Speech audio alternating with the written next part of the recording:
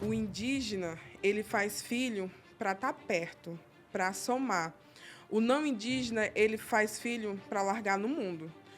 Vai para escola, vai para faculdade, depois tem trabalho, muda de cidade, cada vez vai se distanciando. E aí, cadê o tempo que teve com a família? Cadê o sentimento, a conexão? Existe medicina para tudo. Por exemplo, existe medicina se a criança não fala. Tem a medicina que passa para ela falar com mais facilidade, Se a criança está com dificuldade de andar, tem a medicina para ajudar a criança a andar. Eu, com 13 anos de idade, tomei pela primeira vez a medicina. A minha aldeia era um caos. Tinha muitas pessoas que bebiam bebida alcoólica. Os finais de semana tinha festa de forró, que não é da nossa cultura. Então, era muito perigoso. Tinha briga, discussões. Então, com 13 anos de idade, eu tive a minha primeira experiência tomando a medicina. Foi como se tivesse acontecido uma revolução entre os jovens em busca de mudar a nossa realidade. E quando eu comecei a consagrar a medicina, eu não sentia que eu ia ter condições nunca de colocar um cocá e sustentar a força de um cocá, porque não é algo simples, né? Você sustentar a força de um cocá e as penas que trazem uma força daqueles pássaros ali. Mas desde que eu coloquei a primeira vez um cocá numa cerimônia e eu passei a sempre colocar, é como se eu sentisse realmente uma conexão, sabe? Uma proteção muito grande dentro do meu trabalho. Para você que tem medo da medicina, você só está com medo de si mesmo. Você está com medo de olhar para si, porque a medicina, ela é o espelho do nosso espírito. Quando você toma ela, você manifesta tudo aquilo que está dentro de você. E se você não gosta de olhar o que você tem dentro de si, algo de errado. A ayahuasca, para nós, ela é o nosso hospital, é a nossa escola, é a nossa ancestralidade, a nossa espiritualidade. Quando a gente toma a medicina sagrada, a gente está tomando um espírito em matéria. Quem toma ayahuasca tem que fazer a limpeza do cambô. Por causa do Nissum? Por causa do Nissum e também por conta que a ayahuasca, ela fica no teu corpo, o teu corpo não consegue digerir a matéria dela por inteiro. Então, ela precisa ser expelida. Então, a gente precisa vomitar.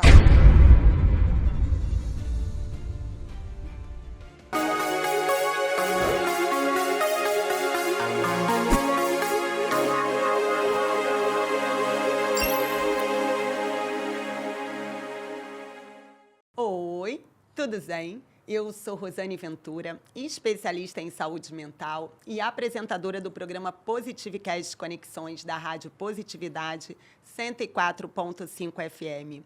Um programa que visa conectar você com a sua espiritualidade, saúde, bem-estar, com a sua jornada de desenvolvimento como ser humano.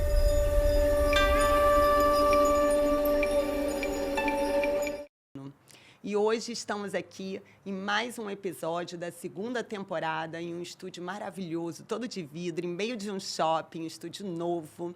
E, em especial, eu estou, assim, vibrando, porque quem me acompanha sabe que eu tenho uma conexão muito grande com a minha ancestralidade, principalmente com os povos indígenas da Amazônia, do Acre.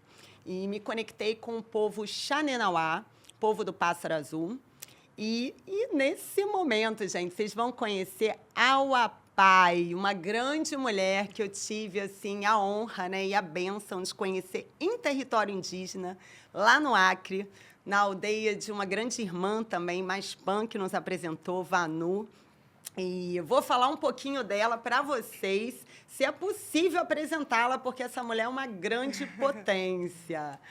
A Auapai, é artista visual do Acre, residente da comunidade indígena Morada Nova, em Feijó, com atuação desde 2013. Sua prática artística é enraizada nas tradições do seu povo e atravessa diferentes linguagens como a pintura corporal, quadros, pinturas em roupas, gravura em instrumentos sagrados, esculturas e biojoias. Seu trabalho carrega referências diretas à cultura e à espiritualidade de sua comunidade, expressando conexões profundas entre arte, ancestralidade e território. Além da produção individual, Ayapai participa de ações coletivas em sua região, contribuindo para o fortalecimento da arte indígena e da preservação dos saberes tradicionais. Uma das organizadoras do grupo Xanã... Auinhururaiai. Não consigo, né, gente? Ainda estou estudando. Um coletivo só de mulheres que estudam e compartilham sobre as tradições Xananauá. Além disso, também é guardiã e estudante das medicinas sagradas da floresta. A Ayapai tem 26 anos, uma menina, né, gente? Mas é mãe de Canã Meni, de 7 anos, e filha de Nauá Charru. Nauá Charru, uma mestra artesã e tuã, mestre nos conhecimentos do campum. Campum, que fala? Na nossa língua, assim. Campu. Empresária no ramo da arte, sua fonte de renda vem dos artesanatos e da música. Também está cursando a formação em fisioterapia. Além disso, gente, eu vou dizer uma coisa para vocês. Os Estados Unidos tem lá, né, o Homem de Ferro. Agora, o povo Xananauá tem peito de ferro. Ela vai contar pra gente, porque foi assim que eu a conheci na floresta. Eu nem sabia o seu nome. Me falaram assim, você vai conhecer agora peito de ferro. Eu fiquei curiosa. Peito de aço. Peito de aço, não é ferro, é aço, É gente. aço. Mais forte ainda. Meu Deus. Então, gente, só para vocês saberem, antes de eu passar a palavra para a Aya... Ayapai. Aua, gente, Aua. Vamos até o final do programa, eu vou acertar esse nome. Aua, a gente vai falar hoje aqui sobre espiritualidade, sobre saberes ancestrais, sobre os desafios que esse povo enfrenta. Vamos falar sobre seres encantados, vamos falar sobre as medicinas sagradas como Uni, Ayahuasca, rapé, defumação, banho de ervas. Então, fique com a gente até o final. Inclusive, se você tiver alguma dúvida, você pode deixar aqui nos seus comentários, que eu vou buscando as informações com a Ayapai. Jesus do céu. Até o final eu vou conseguir. Então, nesse momento, antes de eu te passar a palavra, eu queria te fazer um convite. Sim. Se você aceita começar a iniciarmos com um rezo ao natural. Com certeza. Vamos lá. Vamos abençoar esse momento, esse espaço, essa conexão. Xavá, xavá, xavá, xavá, xavá, xavá, xavá, xavá. Sirim, sirim, sirim, sirim, sirim, sirim, sirim, sirim. Sinum, sinum, sinum, sinum, sinum, sinum, sinum, sinum. Tatapão a canaya, tatapão a canaya, canaya,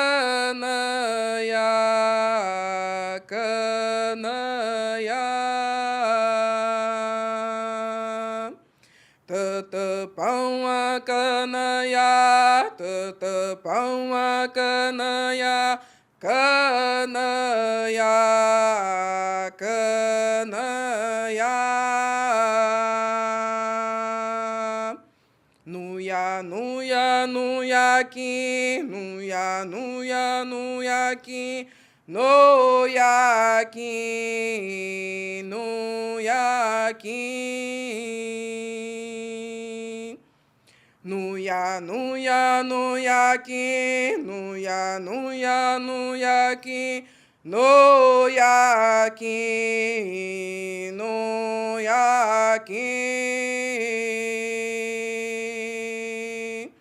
Nai vishan, vishanke, nai vishan, vishanke, Vishanke, Vishanke. Nai Vishan, Vishanke, Nai Vishan, Vishanke, Vishanke, Vishanke. Mishina Inama, Mishina Inama, Inama, Inama.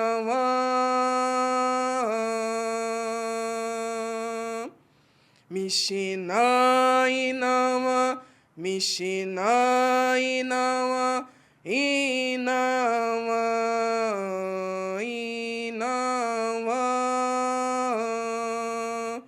Tatapão Ayuxinha, Tatapão Ayuxinha, Yuxinha, Yuxinha. Tatapão Ayuxinha, Tatapão Ayuxinha, Yoxinha, Yuxinha.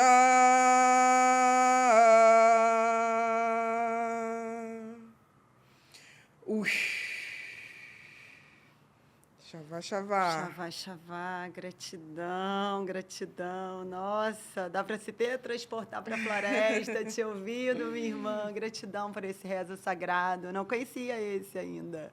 Gratidão. Xavá, xavá. Auapai, conta pra gente um pouquinho quem é Auapai, quem é a Peito de Aço, que eu achei que era ferro, agora eu vi que é mais forte ainda. Então, sou uma pequena estudante da natureza, sou, como você falou, filha de Nawacharru, que é uma mestra artesã, do Tuú, que é um grande mestre, também é um líder, que está sempre em busca da melhoria do nosso povo. Então, eu cresci nesse meio, cresci em meio de líderes, sou sobrinha do Tucarrainei Carlos Brandão, que é o cacique-geral do povo Xananauá. E, nesse meio, eu tive um contato direto com os grandes líderes do meu povo. Também tive a oportunidade de aprender com meu avô, Vacainu Xananauá, que faleceu com 107 anos, então Uau. Era muita sabedoria, ele nos repassou muita coisa. E a minha avó, Runi Xananauá, que também é uma grande mestra, e hoje, se eu sou o que eu sou, é por conta dela, por conta do incentivo dela, da paciência dela e de tudo que ela passou e guardou a cultura e nos repassou quando foi o momento certo. Eu conheço um pouquinho da cultura Xananauá, né? Sou muito nova, tenho apenas 26 anos, mas esse pouco tempo eu me dediquei bastante com as medicinas, com a espiritualidade, ao lado da minha avó, do meu avô e também dos meus irmãos. Eu pude e tive a oportunidade de nascer numa família muito grande, que é uma família também de estudiosos. Então, foi muito mais fácil estudar junto com a família, estudar junto com os meus primos, ter aquela linha de pensamento, de revolução dentro da nossa comunidade. A nossa comunidade ela é bem próxima da cidade. Então, essa proximidade ela trouxe muitos benefícios, mas também prejudicou muito a nossa cultura. Muitos desafios, Muitos né? desafios. Uma integração com o homem branco que acaba acontecendo, e imagino que, sim, não estava no script, mas me vem aqui que um dos maiores desafios que eu imagino que vocês devam passar é principalmente hoje com as redes sociais, que é o que a gente vive hoje aqui, né? O problema das telas. Como que é isso hoje para vocês? Então, hoje, nós usamos dessa tecnologia para o nosso bem. Claro. Mas tem gente que não tem essa consciência. Graças à Mãe Natureza, a gente teve logo essa sacada. Vamos utilizar as redes sociais, a internet, para valorizar a nossa cultura, valorizar o que é nosso, postar, nos promover. Claro. Né? Mas dentro da comunidade mesmo, o maior desafio nem foi as redes sociais, foi os vícios que a cidade nos deu. Por exemplo, quando teve o contato com o não indígena, nós não conhecíamos o sal, não conhecíamos o açúcar. O nosso sal, o nosso tempero era a pimenta. Então, quando foi apresentado para os indígenas esses tipos de suprimentos, eles não souberam utilizar. Então, hoje em dia, tem pessoas que são doentes através desses insumos, assim, que antes, quando teve o contato, não souberam ponderar, não souberam manusear, e hoje é uma população que é viciada um pouco no docinho, na comida salgada. Foi feito para viciar mesmo, né? Não Exatamente. Tem jeito. O açúcar é dito dentro dos estudos que eu faço dentro do meu grupo que o açúcar ele é um inibidor espiritual. Então, fisicamente, ele inflama a gente, ele torna a gente viciado mesmo, porque libera quimicamente várias coisas que fazem a gente querer mais, Exatamente. querer mais, né? Então a proximidade, né, da cidade trouxe essa facilidade, trouxe essas coisas que são mais industrializadas, os alimentos embutidos, e isso prejudicou a saúde da comunidade. Claro. Mas, como eu falei, as redes sociais, hoje em dia, a gente está sabendo utilizar. A gente tem os nossos celulares que facilita a comunicação entre uma comunidade e outra. Facilita você estar aqui, Exatamente. né? Exatamente. A tecnologia trouxe muita facilidade para nós. Coisas muito mais ruins aconteceram com o meu povo. Claro. Por exemplo, o meu povo passou pela escravidão. O meu povo, ele, na época que teve aí conhecido como ouro branco, que era a extração do látex, né? O meu povo, ele foi obrigado também a passar a ser soldado da borracha. E nesse momento de exploração trabalhista, o meu povo não podia falar a língua, o meu povo não podia se pintar dessa forma que eu estou, usar o cocá, não podia nem mesmo praticar o seu alimento tradicional. Não podia fazer roçado, não podia caçar. Era tudo de acordo com o que o patrão deixasse. Então, essas foram, sim, as maiores dificuldades do nosso povo. E o povo Xanenauá quase foi extinto, não é isso? Sim, nosso povo ele foi à beira da extinção. Conta uma história, né? O meu avô contava a história que o meu povo ele vivia junto com outros povos na cabeceira do Rio Gregório. E houve, em algum momento, um pequeno conflito lá. E o meu povo sempre foi pacífico, sempre foi que gostava de resolver as coisas ou seguir seu caminho. Então, o meu bisavô, Tacarrainê, ele liderou a migração em busca de um lugar melhor, em busca de alimento. E, para não ser perseguido, ele foi com a família, eram um pouco mais de 60 pessoas, por dentro dos igarapés, para não ser perseguido. Eles usaram o igarapé como trilha e migraram de um rio para outro. E, quando eles chegaram na cabeceira do rio Envira, que é o rio onde a gente vive hoje, eles encontraram os ocidentais, os não indígenas, e aí foi onde aconteceu esse massacre. O meu avô contava que ele foi obrigado a matar pessoas. Ele fazia as correrias, né? Eu acho que muita gente já ouviu falar sobre correrias, onde ia um grupo de homens atacar comunidades indígenas para buscar a mão de obra. Se os homens não aceitassem ser capturados, eram mortos.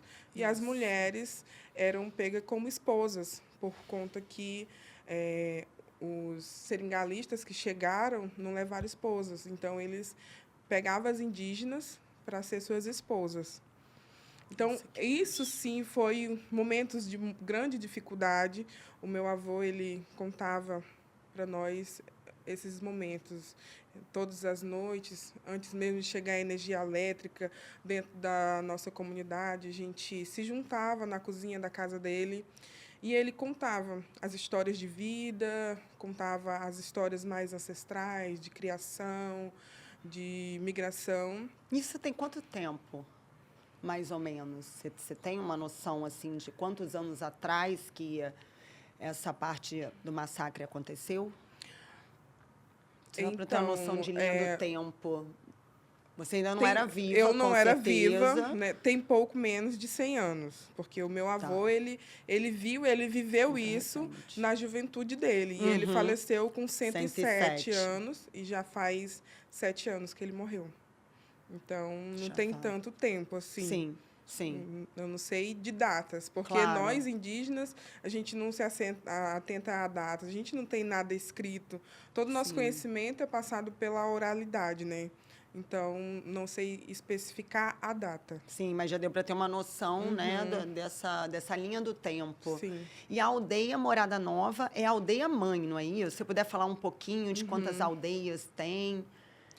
Hoje em dia, o nosso povo, que foi fundado através da comunidade Morada Nova, com 64 pessoas, hoje nós somos 15 aldeias.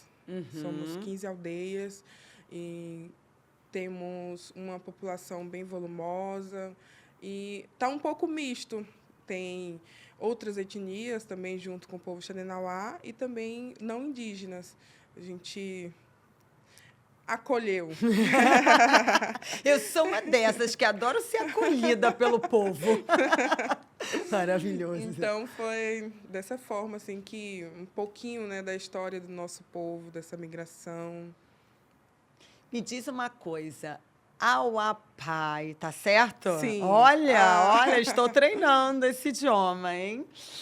Me diz uma coisa, você está dizendo aqui, né, desses momentos de sangue, momentos muito difíceis que o seu povo passou, mas eu olhando assim por uma outra perspectiva, né, de quem é de fora e que visita a floresta e que recebe muitas bênçãos a pisar naquele solo sagrado, eu percebo que as crianças, né, elas têm assim elas largam muito na frente das nossas crianças daqui, naturalmente, porque o contato com a natureza, as brincadeiras, né, a própria forma como se organiza uma aldeia, uma comunidade, é muito diferente de como a gente vive aqui, todo mundo dentro das suas caixinhas, né, e sem se relacionar.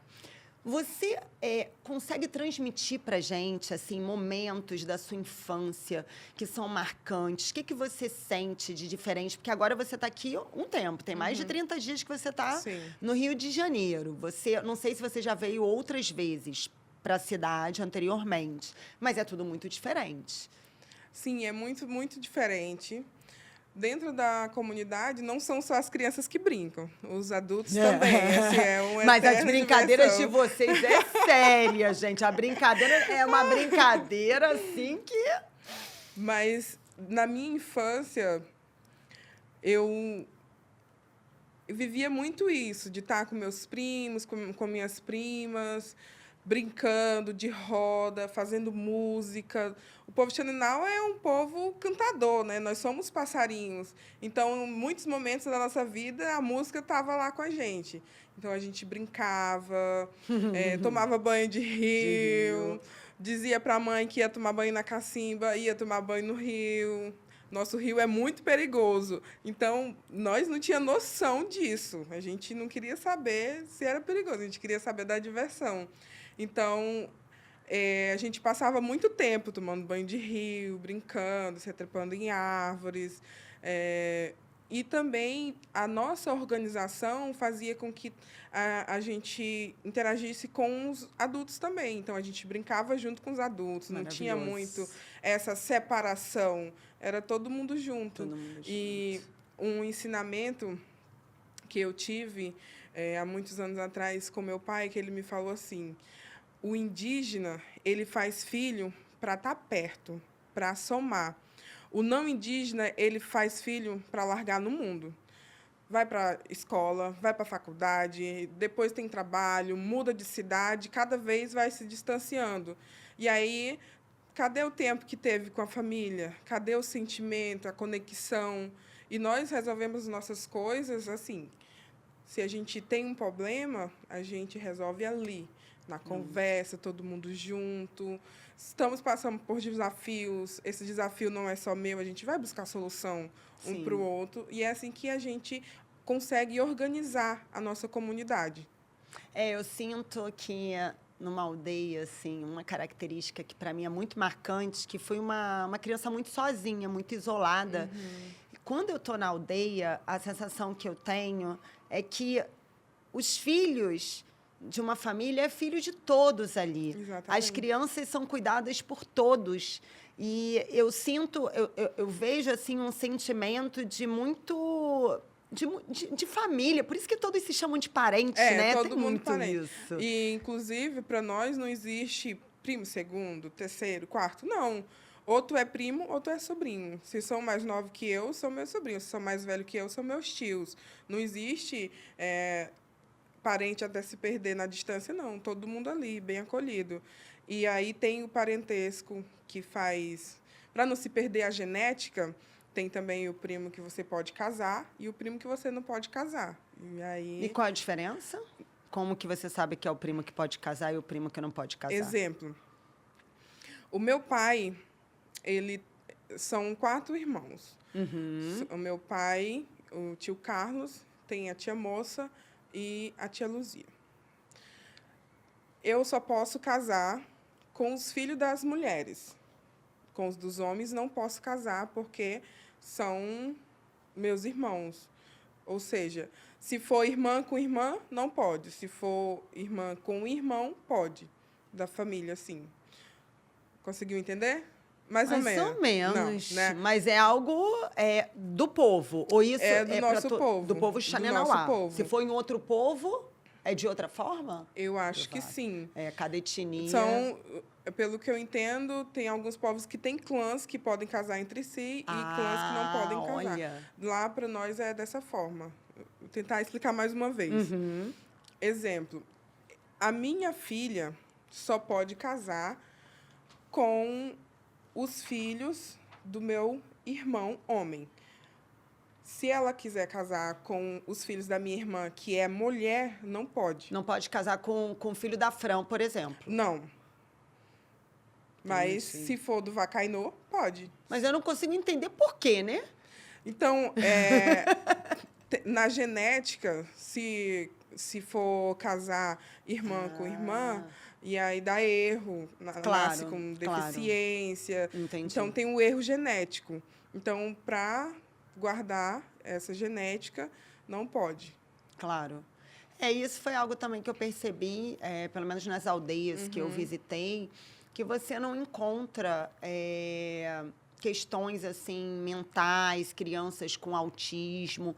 Como que está isso hoje dentro da Morada Nova? Porque eu conheço algumas outras aldeias. Morada Nova é uma aldeia maior, né? São quantos habitantes ali? Quantos indígenas? São mais que 500 habitantes. Bastante gente. Tem isso dentro relatado? Alguma questão de alguma doença? Isso, para nós, já é relacionado à espiritualidade. Porque uma criança que tem esses problemas psicológicos não passaram por dietas, não passaram pelo cuidado que precisava passar através das medicinas, o acolhimento das medicinas, a apresentação para os espíritos. Então, a pessoa se torna vulnerável. E isso faz com que não se desenvolva ou se desenvolva mais de um lado e de outro lado não, a parte mental da criança. Entendi. Existe medicina para tudo. Por exemplo, existe medicina se a criança não fala. Tem a medicina que passa para ela falar com mais facilidade. Se a criança está com dificuldade de andar, tem a medicina para ajudar a criança a andar. Tem para parar de fazer xixi na cama. Tem para parar de fazer xixi na cama. Tem medicina também. Se a criança ela é muito levada, cheia de energia e está dando muita dor de cabeça para o pai, Tem a medicina que coloca na criança para ela ficar mais calma, mais harmônica ali. Então, são essas medicinas que moldam a personalidade e a vida das crianças e torna ela um adulto, né, saudável. Claro, e por isso que é tão importante assegurar que os saberes ancestrais que os anciões passam para as novas gerações realmente se perpetue, porque se isso não for perpetuado, isso vai se perder a ponto das próximas gerações cada vez menos poder ter acesso a essa, digamos, tecnologia da natureza. Quando eu falo tecnologia, é no sentido de ser uma ferramenta muito poderosa, ancestral, e que eu percebo que se a gente não cuidar, né? Quando eu falo a gente, eu me sinto também parte, assim, de ser uma mensageira, porque eu recebo muito da floresta através das medicinas e através do povo mesmo, né? O contato com vocês me enriquece muito. Então, eu me sinto também responsável de alguma forma, contribuir, né? Para que isso seja perpetuado. Por isso, inclusive, né, lhe convidar para poder falar um pouco mais sobre esses saberes. Aproveitando que a gente está falando de medicina, eu sinto que chegou o momento da gente começar a falar delas, né? Porque elas já estão aí, né? Tá só ouvindo a gente. Não é? Estão aí. Agora, começar por quais medicinas, né? Porque, assim, aqui no programa, a gente sempre fala de medicina sagrada, e quem me acompanha, algum entrevistado, muitas vezes acaba comentando assim, ayahuasca. As pessoas, sim, tem diversos nomes, né, para cada medicina. E aí, muitas vezes, quem está nos ouvindo fala, mas, gente, que medicina sagrada é essa? Medicina da floresta, o que seria a medicina da floresta? Então, antes da gente abrir, assim, cada caixinha, eu queria te pedir para falar primeiro o que é a medicina da floresta, né? Como é o olhar para você para isso, assim, de uma forma bem didática para quem nunca ouviu falar sobre. Sim. Falando das medicinas da floresta, são medicinas que não são manipuladas em nenhum tipo de laboratório, mas sim são manuseadas ao redor da floresta. Falando da medicina que a gente considera sagrada, a ayahuasca, que vocês conhecem, para nós se chama Uni. Ela é uma medicina que ela é uma curadora, uma professora, uma orientadora. E a ayahuasca, para nós, ela é o nosso hospital, é a nossa escola, é a nossa ancestralidade, a nossa espiritualidade. Quando a gente toma a medicina sagrada, a gente está tomando um espírito em matéria. A junção de duas plantas. Nixi, que é o cipó, Kauá, que é a folha. Essa química natural da floresta veio de um conhecimento muito ancestral e está em diversos povos. Para nós, ela veio através da jiboia. A jiboia sagrada. Ela que é muito sábia, e a gente busca ela para entender a medicina Uni. E nós tomamos a medicina em cerimônias de cura, em cerimônias de festa, em cerimônias de estudo. Qual é a regularidade que vocês consagram a medicina? Dentro da minha comunidade, nós tomamos todos os sábados. Maravilhoso. Todos os sábados tem uma cerimônia que é aberta, essa cerimônia, onde a gente toma, é um momento de agradecer pela vida, de estudar, mas também, fora essa cerimônia, durante a semana, nas quartas ou nas sextas-feiras, a gente tem cerimônias que são de cura e também cerimônias de estudo. Cerimônia de curas é específico quando o pajé ou a curandeira vai lá e faz cura em um paciente. A de estudo é quando a gente pratica aquilo que a gente vem pesquisando junto com os mais velhos. Então, o momento de praticar, estudar. E aí, no momento do sábado, é agradecimento, é a festa, celebração. Então, tem esses tipos de cerimônias. Então, falando do Uni, antes da gente abrir a caixinha, porque daria para a gente fazer uma entrevista só para a gente falar de Uni, né? É Porque muita realmente coisa. são muitos mistérios e é uma vida de estudo, de fato, porque a gente sempre diz nas cerimônias que nunca se repete a mesma experiência. É sempre um novo contato que a gente tem com a medicina, porque a gente também está se transformando de fato. E eu percebo que muitas pessoas têm receio da medicina, né? Tem medo do processo, medo porque se ouve falar da vomitação, que para a gente é uma purificação. E eu queria te ouvir em relação ao que você pode trazer para essas pessoas que, de alguma forma, sentem que gostariam de passar por um processo de cura, mas que têm medo. Então, entrando nesse assunto, primeiramente eu gostaria de falar a minha experiência individual. Maravilhoso.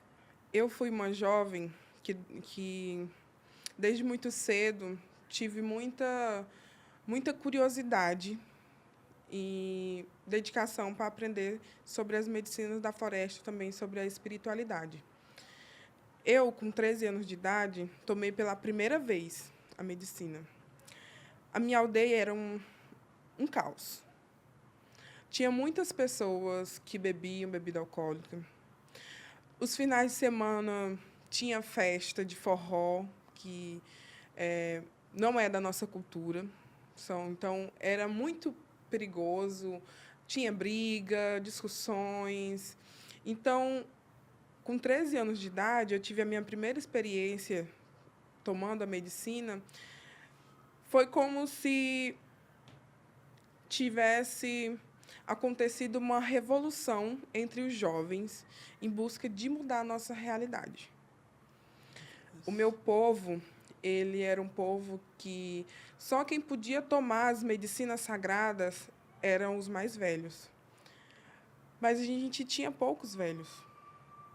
Então, a gente pensava assim, se a gente não aprender agora, vai ter um momento que a gente vai precisar, a gente não vai ter esse conhecimento. Não teve tanto esse preconceito por eu ser mulher. Eu já fui, muitas das vezes, me perguntaram sobre isso, né? Por você ser mulher, como foi? Mas, para mim, o maior desafio não foi ser mulher, foi ser jovem. Porque o jovem não podia nada. A gente é muito abençoado de acessar a medicina, porque antes eram só os anciões, só os né? anciões. Os pajés. Só os anciões podiam, nas curas. E o meu povo, quando a juventude começou a pensar em coletivo, pensou em revolucionar, a gente tomava medicina dentro da floresta, esquecia um pouco das pessoas que estavam lá nas suas festas, dentro da comunidade, e a gente se acolhia dentro da floresta, tomava medicina, e a gente pensava que um dia a nossa comunidade ia mudar. Então, a gente começou a pesquisar. Os mais velhos que tinham na época, alguns ainda estão vivos. Buscar conhecimento. Buscar conhecimento para poder fazer com que aquilo se tornasse diário. Que a gente tivesse como prioridade a nossa cultura. Então, a minha avó, ela foi, para mim, um ponto que... um pilar na minha vida e na vida de muitos jovens dentro da comunidade. A sua avó, a minha avó está Uruni, viva? Está viva. Hoje está viva, com 87 anos. E ela falava assim para mim, minha filha, se tu quer, tem que fazer dieta, tu tem que acreditar e tu vai aprender. Gente, só um ponto. Quando ela fala dieta, é importante, porque, às vezes, quando a pessoa não sabe nada, ela acha que é dieta, né? Não vou comer isso. Não é esse tipo de dieta. Depois fala um pouquinho para as pessoas entenderem o que é essa dieta espiritual, para poder consagrar a medicina. Tá. Então, a minha avó falava isso. Quando você for tomar medicina, você pede que você quer aprender, se você quer aprender a língua, se você quer aprender a cantar. Tudo que você quiser, a medicina ela pode te dar, se for para o seu bem. Agora, se você estiver pedindo uma coisa que não é para o seu bem ou para o mal de muitas pessoas, ela não vai te ajudar também. Então, assim, a gente fazia, quando a gente tomava medicina, e no dia seguinte a gente ia para casa da minha avó perguntava, o que tu mirou hoje? Como foi a cerimônia? Ela não ia, mas ela dava todas as orientações. E ela também ensinava como preparar. Olha. Ensinava como cantar. Então, ela dava cada passo. Ó, essa música você pode cantar nesse momento. Essa música você pode cantar nesse momento. Nesse momento, não pense em cantar essa música. Então, a gente começou a ter ali passo a passo de como fazer a cerimônia através das instruções dela.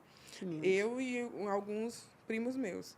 E também tinha a minha tia, as minhas tias mais velhas, que são grandes conhecedoras das medicinas, também orientavam a gente. Mas como era mais próxima da minha avó, né, eu tenho referência a ela. Então, isso...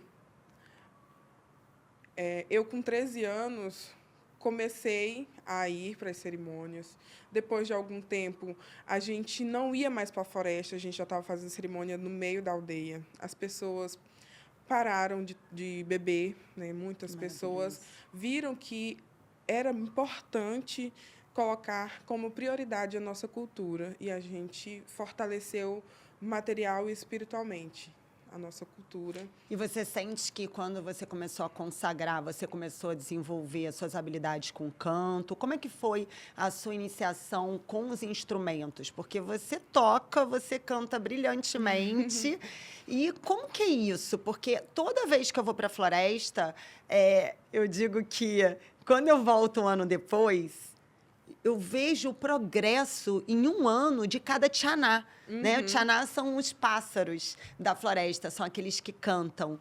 E é impressionante como a gente vê menininhos e menininhas que estavam ali tímidos com o djambê, com o tambor, e quando a gente volta um ano depois, estão extremamente desenvolvidos. Eu falo, o Ninho também quero cantar, o Ninho também quero tocar, mas não está saindo assim comigo, né? Então, uma das minhas primeiras forças, lá, quando eu estava iniciando, eu ouvia os meus primos cantarem, e eu estava ali quietinha, tímida no meu canto, e através de uma miração, eu recebi, assim, ó, tu tem que confiar no teu potencial e colocar para fora, porque a tua voz é cura. E aí, eu acho que a conexão foi tão grande que um primo meu que estava do meu lado chegou para mim e falou assim, papai, vamos cantar comigo? Vamos bailar? E a gente levantou e começamos a cantar. E eu comecei a cantar muito alto, e como eu canto hoje. Mas, assim, antes eu sabia cantar, conhecia as músicas, mas não tinha o tom que eu tenho hoje, né? Claro. Aquele tom mais tímido. E a partir desse dia, eu coloquei para fora, assim. É como se surgisse uma chama dentro de mim, aí, ó, vai... Só manifestando, expandindo. Só manifestando, expandindo. Que linda. E eu aprendi cada vez mais com a medicina, pedindo para a medicina. Com artesanato também? Com artesanato também. No artesanato, não teve ninguém que chegou assim, papai, é dessa forma que a gente enfia essa miçanga, ou é dessa forma que a gente vai preparar tinta. Não, eu aprendi, eu tinha as mirações e colocava em prática no dia a dia, e assim, cada vez mais fui desenvolvendo.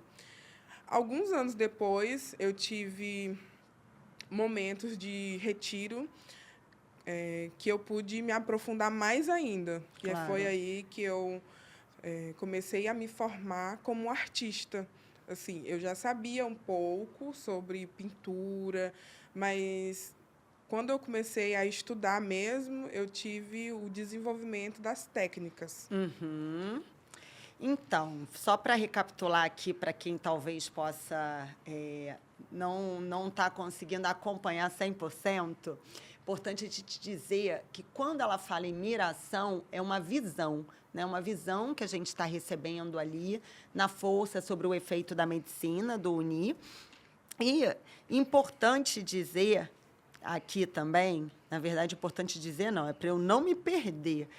Importante pedir para você falar um pouquinho sobre a força que traz os canãs, já que a gente está falando aqui do artesanato, porque eu sinto que muitas pessoas ainda olham, até quando eu estou usando as pulseiras, os brincos, elas olham e acham simplesmente que é porque, ai, nossa, que lindo, né? Porque realmente é lindo. Mas não se trata de colocar uma pulseira, um bracelete, um brinco só por ser bonito. Isso eu aprendi com vocês, né? Que cada figura geométrica traz uma força. Sim. Queria que você falasse um pouquinho sobre isso. Então, o artesanato, os canãs também são cura. E eu aprendi a desenvolver isso através do meu estudo.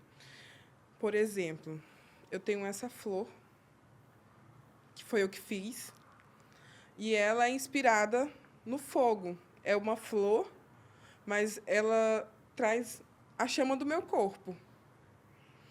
Essa aqui, ela é Mapu Yuvu, que é a cabeça da jiboia. Por quê? Eu uso ela porque a jiboia, ela é a dona do conhecimento que nós buscamos. Então, é uma forma de eu pedir a proteção dela e também pedir um pouco do conhecimento que ela tem. Então, dependendo de quais grafismos que você utiliza, você está pedindo força ou manifestando algo que está dentro de você. Ou que você precisa trazer para poder harmonizar aquela força para as suas cerimônias. Seria isso? Eu posso... Exatamente. Eu estou precisando de mais conhecimento, então eu quero um canã de jiboia para isso ajudar com que eu manifeste mais sabedoria. Exatamente. Maravilhoso. Eu gosto de falar que os canãs, eles são a transformação. É o poder da transformação. O momento que você vai se pintar no rosto, por exemplo, é a leitura da sua alma que você está manifestando no seu corpo. Que lindo. Quando você está precisando de certa energia, você também faz uma pintura. Por exemplo, hoje eu vou numa reunião que eu vou ver muitas pessoas. A força do urucum, ele está te protegendo. Ele está te dando força para você falar o que você precisa falar. Que lindo. E o genipapo? Qual é a força que ele traz? O genipapo é o preto, gente. O urucum é o vermelho. Exatamente. O genipapo, ele manifesta a espiritualidade do nosso corpo, né? Ele traz essa força, quando você se pinta de genipapo, é como se você estivesse marcando o seu corpo para os espíritos te reconhecer como parte. Você está pedindo a integração, você está pedindo a força, a proteção dos espíritos. Maravilhoso. O genipapo é o que fica uma semana, 10 dias, né? Exatamente. E o urucum, a gente lavando, consegue tirar ali no mesmo dia, não seria isso? Sim. Maravilhoso. Fala um pouquinho do cocar, do poder, da força que traz o cocar, porque eu sinto que as pessoas não têm a menor noção.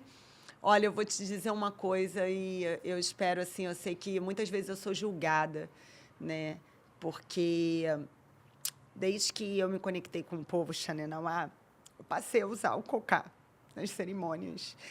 E quando eu comecei a consagrar a medicina, eu não sentia que eu ia ter condições nunca de colocar um cocá e sustentar a força de um cocá, porque não é algo simples, né? Você sustentar a força de um cocá e as penas que trazem uma força daqueles pássaros ali.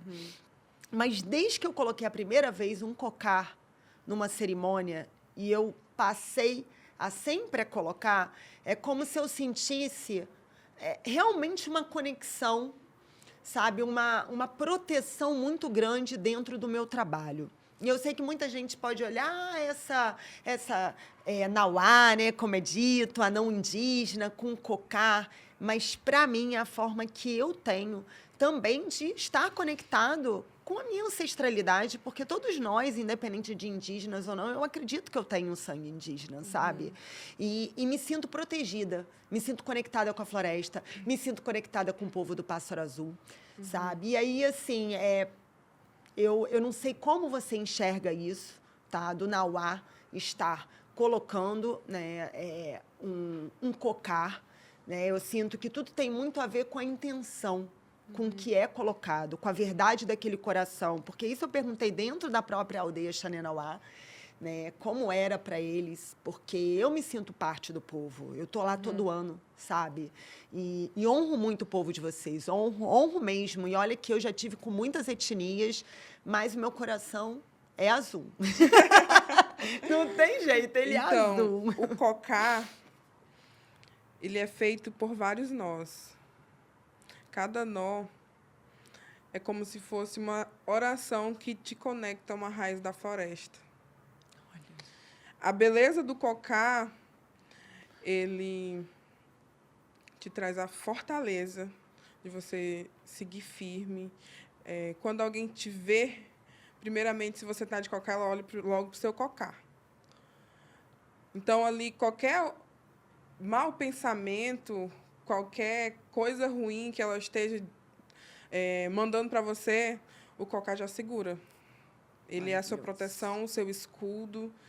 E quando a gente dá um cocá de presente para alguém, ou então quando um cocá é consagrado dentro de uma cerimônia para alguém, ele está manifestando toda essa força, essa conexão. É uma conexão com a natureza. E se a força que existe naquele cocá você não conseguir sustentar durante aquela noite, aquilo ali não é para você. Se você sustentou a noite inteira e se você se sentiu fortalecido com aquilo, é para você. Agora, se no meio da força, no meio da noite, você tira, ele está servindo só como enfeite, não como poder. E cada cocá, ele tem um simbolismo. Quem usa gavião real? É o cacique, é o líder, é o pajé. Quem pode usar a pena do japinim? Qual que é essa? Qual cor? É aquela que é preta e amarela. É o Tianá. Essa amarelinho é qual? É Japão. Japão.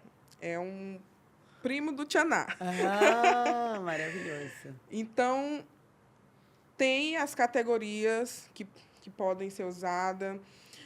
Quem usa de papagaio é aquele que está iniciando o caminho, é aquele que ainda é um estudioso, um curioso, que está ali ainda firmando o seu conhecimento. Então, ele usa o cocá, é a primeira fase, digamos assim. Arara. Aí, depois, passa para arara. E depois, tianá. E aí, se você se desenvolver a ser pajé, aí usa o gavião real. Então, nós que somos indígenas, quando a gente olha para um cocá, a gente sabe já a categoria que tem aquela pessoa que está usando. Maravilhoso. E a forma como você posiciona o cocar? Diz alguma coisa? Porque tem o cocar para baixo, né?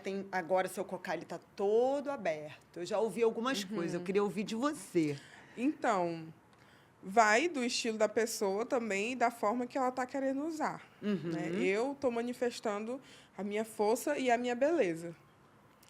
Aí tem pessoas, né, que gostam de colocar para baixo, né? Uma pessoa mais misteriosa, que gosta de esconder quando a força está chegando, vou ficar aqui, né, na força. Então, vai muito do querer da pessoa.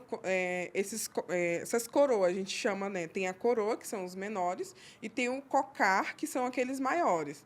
Daí já tem outro significado. A coroa você pode usar dos dois lados. O cocar já é outro significado. As penas, elas têm que estar viradas para fora. Essa parte aqui de trás, que está aqui comigo agora, elas são para frente, porque você precisa ver amplamente. Um cacique, um pajé, ele precisa ver amplamente. Se ele vira o cocá para trás, ele está deixando o conhecimento dele para trás. E isso dentro do nosso povo. Né? Então, virado para frente. Nossa, muito conhecimento do Cocá, hein? Aprendi, estou aqui sentada na cadeira da aluna, maravilhoso. Então, para a gente fechar sobre o Unir, eu te falei sobre o medo.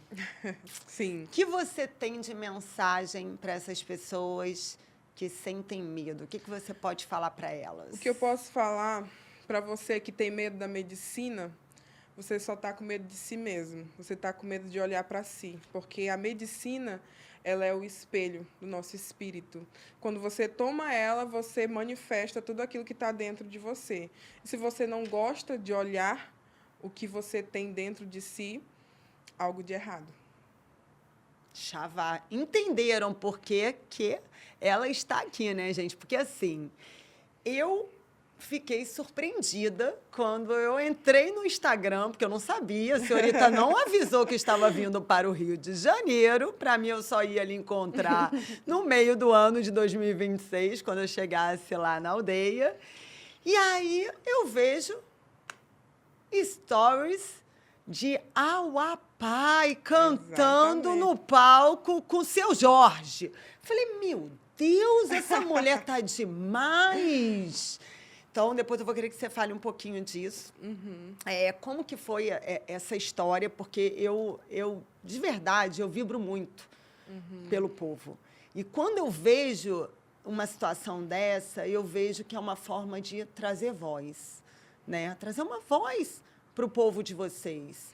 Como foi isso? Como foi essa oportunidade? Como você se sentiu? Então, eu sou uma pessoa que pensa assim. As pessoas só criticam o que elas não conhecem. Então, para a gente ser acolhido, a gente precisa ser conhecido. E para as pessoas saberem das nossas dores, das nossas necessidades, elas também precisam nos conhecer. Então, eu, quando venho para fora da minha comunidade, eu penso em diversos locais. Não só em cerimônia, não só em roda de rapé. Então, eu vou em escolas, eu faço palestra em escolas, eu visito museus, eu faço muitas coisas, além de ir só nas cerimônias, além de conduzir só as cerimônias. Eu faço oficina de pintura, De artesanato. Que lindo. E eu tenho uma amiga que ela é muito próxima à banda, né? Que é uma banda que estava em pausa, e esse ano foi o momento que eles voltaram, né, para fazer shows. E aí ela perguntou para mim, ela, pai, e se tu fosse convidada a ir no palco cantar, fazer um rezo? Tu seguraria firme? Tu iria? Tu aceitaria? Eu falei assim, diga a hora e o lugar. Diga a hora e o lugar que eu vou.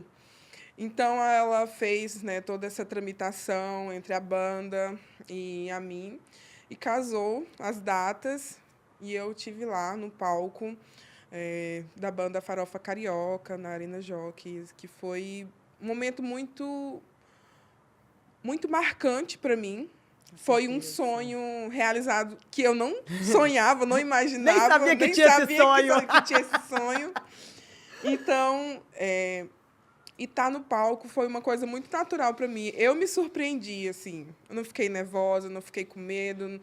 Foi um momento que parecia que os meus ancestrais tinham me preparado para aquilo. E eu fui, fiz o rezo, deixei minha mensagem. A banda foi maravilhosa. A banda me acolheu, a gente teve momentos de conversa e foi um momento incrível. Incrível Desejo mesmo. que mais momentos assim possam acontecer para você.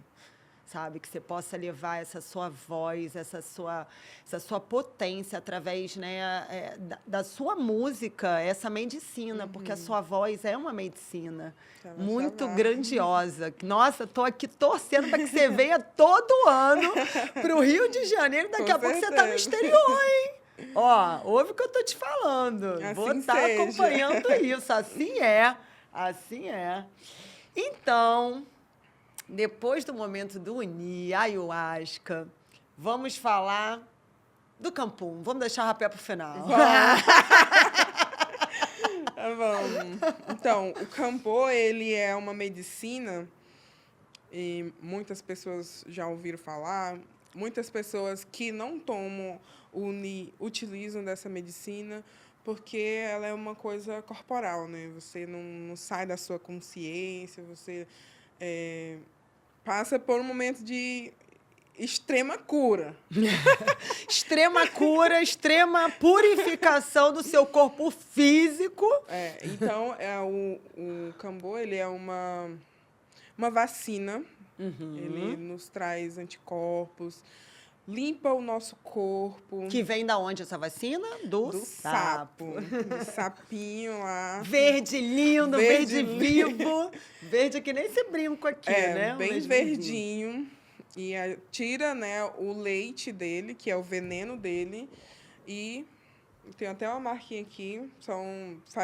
Queima, tira aquela pele superficial e coloca o veneno. E aí é uma sensação... Quanto tempo para começar a fazer efeito? Bem rápido, assim, Que entra rápido na corrente sanguínea, não é isso? É muito rápido. Em torno de 3 minutos para você começar a sentir ele.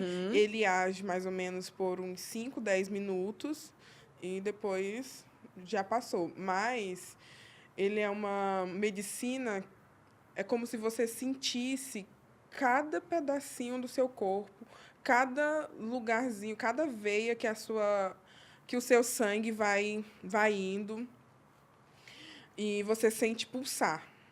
A sensação que dá é que está vindo uma energia do teu pé, vem.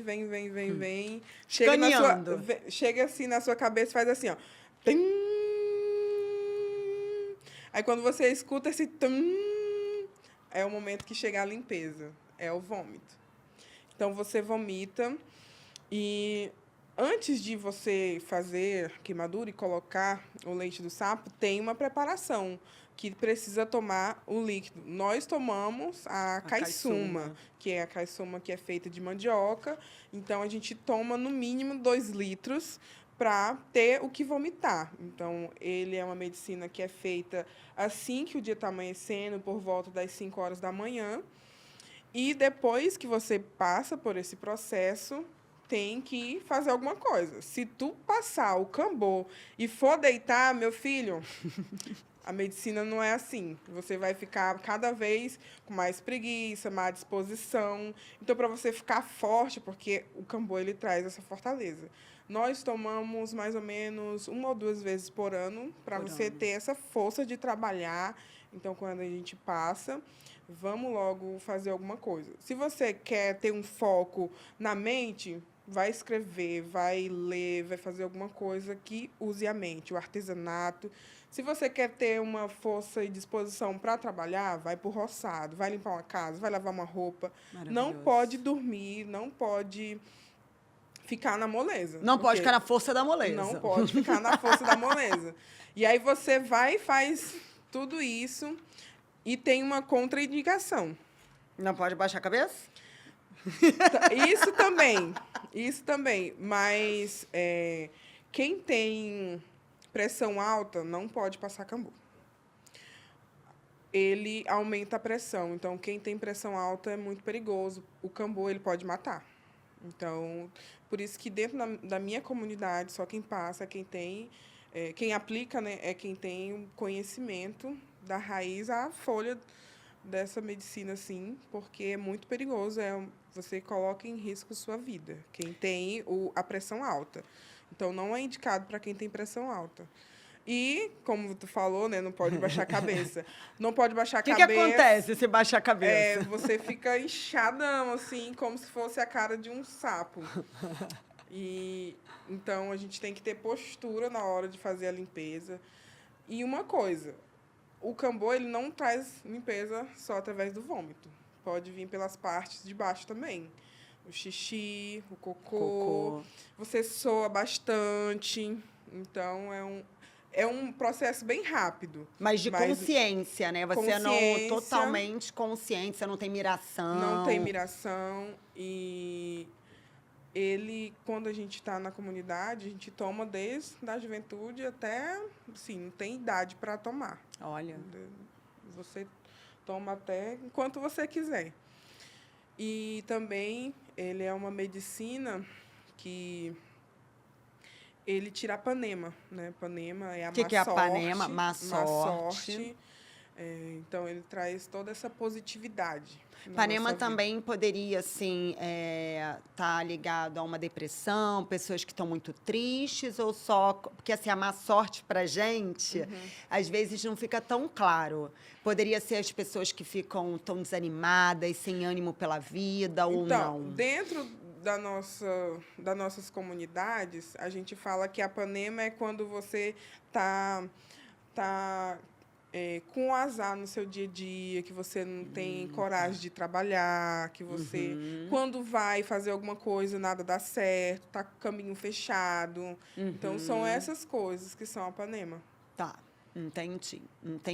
Esse é um ponto muito importante ao APAI, que você está falando sobre a responsabilidade no uso da medicina, que cabe para todas as medicinas. Eu senti de trazer essa palavra agora, porque acaba que muitas pessoas que estão nos ouvindo, que vão nos assistir, muitas vezes podem se sentir conectadas com você, conectadas comigo, e se encorajarem a consagrarem as medicinas. E isso é algo assim que eu tenho muito cuidado, inclusive, na divulgação desse tema nas minhas redes, porque a pessoa confia na gente e aí ela não necessariamente vai vir consagrar com a gente. E a gente não sabe aonde essa pessoa vai consagrar as medicinas. Seja o UNI, seja o rapé, que também é uma medicina, né, que pessoas morrem, né, consagrando a medicina. Eu já ouvi casos. E o Campum. Então, é muito importante, caso você sinta o chamado para consagrar as medicinas, que você realmente recorra a um lugar que lhe dê segurança para fazer uso dessas medicinas, porque não é só o rezo, não é também a origem dessa medicina, né? Da onde está vindo essa medicina, qual é o rezo que está sendo feito, quem está aplicando. São pessoas que, de fato, têm um conhecimento para lidar, caso a coisa saia, né, do trilho. Isso, assim, eu vou te falar particularmente, eu ainda não fiz uso do Campum, porque tem a época também, né? E aí no inverno. Exatamente. E aí, a época que eu fui, não tinha, até cantar, os meninos tentaram pegar e não conseguiram pegar, mas é uma medicina que eu realmente quero conhecer. Mas eu sempre tive isso para mim, porque muitos indígenas vêm aqui, pelo menos para o Rio de Janeiro, e aí, assim, não traz o sapinho, né? Eles vão lá, tiram na paleta, guardam para fazer o uso aqui. E eu nunca senti, porque eu sempre muito desconfiada, né? Por saber que é uma medicina que traz riscos. E também dizer que tem outros venenos de sapo, de outros tipos de sapo, porque já aconteceram casos, né, que as pessoas confundem. E aí elas veem coisas na internet, muitas vezes. Isso aconteceu há pouco tempo. Teve um caso de uma pessoa que parece que morreu e não era o Campum. E aí as pessoas generalizam, colocam num lugar único, né? Ah, mas é o Campum. Não foi o Campum. Ainda tem a região que tira o leite, não é de qualquer parte. Pode até ser o cambô, mas se tira daquela outra parte que não é, a que tem que ser tirada, tem a região no sapo. E aí pode causar. Então, é uma medicina, são medicinas que a gente tem que ter referência. Confiança e pesquisar. Não, o combinado não sai caro. Se você tem curiosidade, pergunte. Não deixa entre linhas, não deixa dúvida, porque a dúvida ela pode te levar para um lado muito obscuro da sua própria mente, e aquilo ali pode lhe fazer mal. Gratidão ao APAI. Vamos falar um pouquinho do banho de ervas? Vamos. Fala um pouquinho da força. Antes de falar do banho de ervas, eu queria só falar sobre uma última coisa sobre o cambô. Quem toma ayahuasca tem que fazer a limpeza do cambô. Cada Nissum? por causa do Nissum e também por conta que a ayahuasca ela fica no teu corpo, o teu corpo não consegue digerir a matéria dela por inteiro, então ela precisa ser expelida. Então, a gente precisa vomitar. Como conhece, né? Aquela borrinha que fica no fundo do copo, aquele pozinho.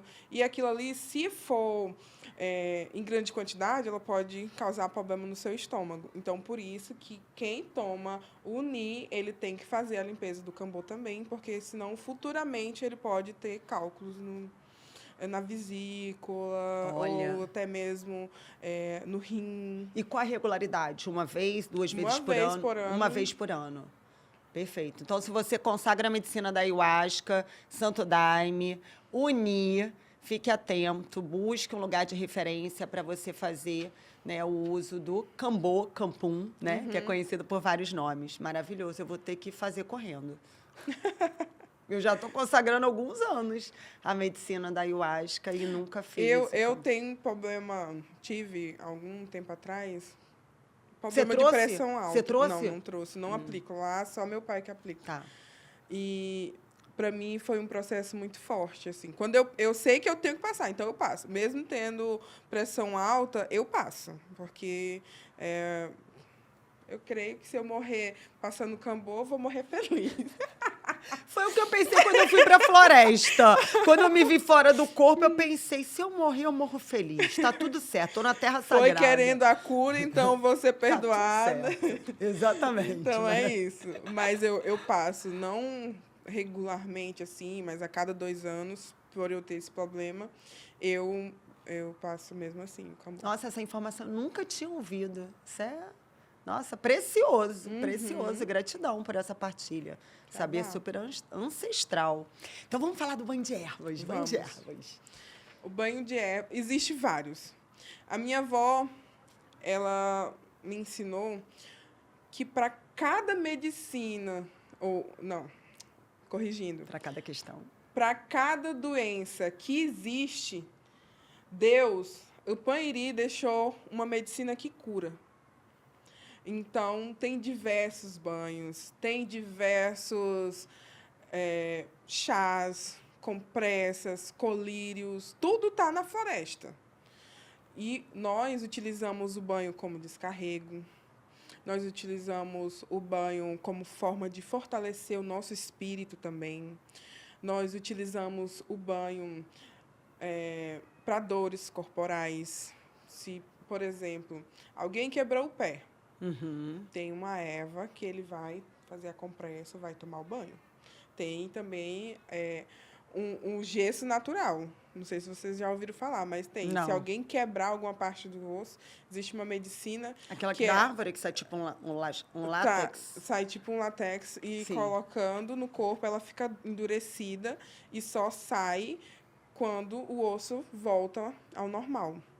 Então, existe diversas medicinas para cada tipo de doença que existe ou que vai existir ainda, porque Deus já deixou tudo preparado já.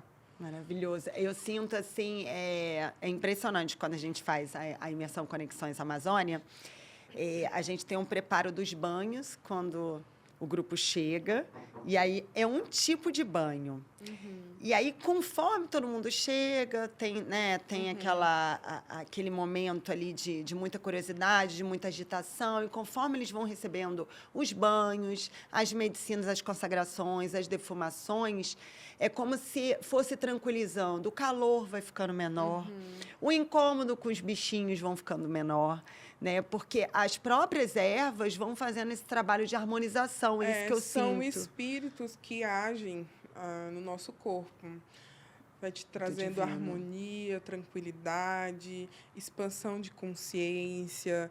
Tem medicinas que elas fazem com que você foque mais naquilo ali que está presente. Então, durante esses retiros, a gente sempre faz esses banhos.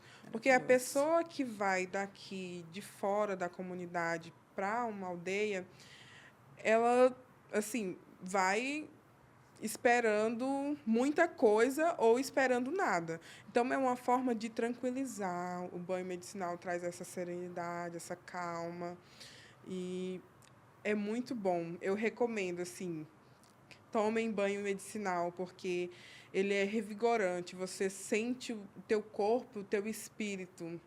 Eu imagino que você deve saber muitos rezos e muitos banhos, porque junto com essa vozinha aí, você e aquele grupo ali de mulheres da Morada Nova, porque tem a Canã também, que eu amo também, que tem muito conhecimento, Sim. né? Faz ali os feitiços de rapé. Fico imaginando que vocês têm muitos conhecimentos aí para A gente sabe muito partilhar. pouco, mas o que a gente sabe, a gente gosta de compartilhar, porque a gente acredita que só assim a gente vai entardecer o fim do mundo. Entardeceu o fim do mundo, maravilhoso. Então chegamos no momento do nosso rapé, né? Vamos falar do rapé, não é ainda consagrar o rapé, mas queria que você falasse dessa medicina que, assim, nossa, rapé, meu coração bate até mais forte, porque o meu primeiro contato com rapé, eu nunca te contei, vou te contar aqui. Quando eu cheguei na minha primeira cerimônia de ayahuasca, de Uni, só sentou rapezeiro do meu lado. E eu achava o ato, aquele pozinho escuro, o pessoal cuspindo e assoando, eu achava aquilo nojento. Tinha nojinho, sabe? E só sentava rapezeiro. E eu falava, gente, rapé não é para mim. Passei 1 ano consagrando a medicina da ayahuasca sem consagrar o rapé. Até que eu tive uma experiência com rapé muito traumática, com essa medicina, que depois eu vou pedir para você explicar exatamente o que é, porque muita gente que está ouvindo a gente, que está nos assistindo, não sabe o que é. E essa experiência realmente me criou um trauma muito grande, porque foi um processo muito forte, muito profundo, e que eu não fui preparada para passar por ele. Eu não fui avisada, né? O combinado não sai caro, que você comentou. Exatamente. Né? Eu não fui preparada. Hoje, quando eu vou soprar alguém, eu pergunto se o irmão está preparado, o que ele está esperando. Quando a pessoa fala, eu quero uma cura, eu quero colocar para fora algo, então segura firme, né? Porque você está pedindo cura. Então se apresente com essa postura. Mas eu não estava preparada para receber o sopro que eu recebi. Eu só fui saber na floresta muito tempo depois que eu tinha recebido a jiboia encantada, sem avisarem que era uma jiboia encantada. Então, você imagina o processo aqui que esse corpinho passou. E aí eu fiquei um bom tempo sem consagrar a medicina, e aí eu lembrei de uma mensagem que uma irmã tinha me passado numa consagração, dizendo, conversa com o espírito do rapé. Porque o rapé tem um espírito vivo. Então, fala com ele, porque ele vai te ouvir. E aí, 1 semana antes de eu ir para a floresta, meu primeiro contato foi com o povo Xanenauá. E eu comprei um curipe, um autoaplicador, comprei o rapé. Né? Não façam isso assim, sem orientação, mas foi o que eu senti dentro da minha guiança, dentro já de um trabalho espiritual que eu já desenvolvo há alguns anos. Passei a sentar no meu altar e comecei a falar com o rapé. Olha, eu estou indo para a sua casa. Eu quero conhecer a sua força. Se manifeste, se apresente. Eu estou com medo, mas eu estou aqui usando você mesmo com medo. Em 1 semana eu fiquei consagrando a medicina, ali, bem pouquinho, tranquilo. Fui para a floresta. Nunca tinha consagrado dentro da força da ayahuasca, que é um outro trabalho. O rapé ele se torna ainda mais potente, né? As duas forças juntas. E aí, quando deu meia-noite, tradicionalmente vocês têm o sopro de rapé, né? Porque 9 horas da noite consagra a medicina da ayahuasca, meia-noite, antes de ter o segundo despacho, tem o sopro de rapé. E aí a espiritualidade veio e me disse, levanta e se apresenta para o sopro. Eu levantei, recebi um sopro, que me disseram que era o sopro da iluminação. De fato, se iluminou muita coisa para mim. Eu digo que parte de mim morreu ali na floresta, né? Parte do meu ego, digamos assim, do meu superego, da parte de identificação da minha personalidade que me limitava, digamos assim, porque eu cheguei lá muito cheio das frescurinhas e ali eu fui me tornando parte daquela floresta. E, desde esse dia, a medicina do rapé faz parte da minha vida. Eu passei, né, a buscar mais conhecimentos sobre a medicina, a buscar estar com pessoas que fazem esse estudo, sempre ouvindo etnias diferentes. E, de fato, o rapé, assim, ele, para mim, ele não é só um mensageiro, porque ele me traz muita consciência e muitas mensagens do tipo, faça isso, vá por aqui, melhore aquilo, sabe? É impressionante a forma como ele se comunica comigo. Mas eu sinto que é uma medicina que, diferente da ayahuasca, ele não tem um tempo para ir chegando, ele chega de uma vez só, né? E ele chega com muita força. Por isso que a gente chama de pai rapé, né? Porque o pai, né? O pai não chega que nem a mãe fazendo carinho, né? Chega com força. Então, fala um pouquinho dessa medicina pra gente, o que é, do que é feito, qual é a força, o que ele faz com a gente espiritualmente, né? Energeticamente. Vamos começar do início. Já tô olhando para ele ali, depois vou mostrar pro povo aí. O rapé, ele é a junção de cinza e tabaco. Mas não é qualquer cinza. É uma cinza de uma árvore medicinal. E ele, quando ativado junto com o tabaco, ele tem um poder. Ele se torna um espírito e ele se manifesta muito forte dentro do nosso ser, do nosso espírito e da nossa matéria.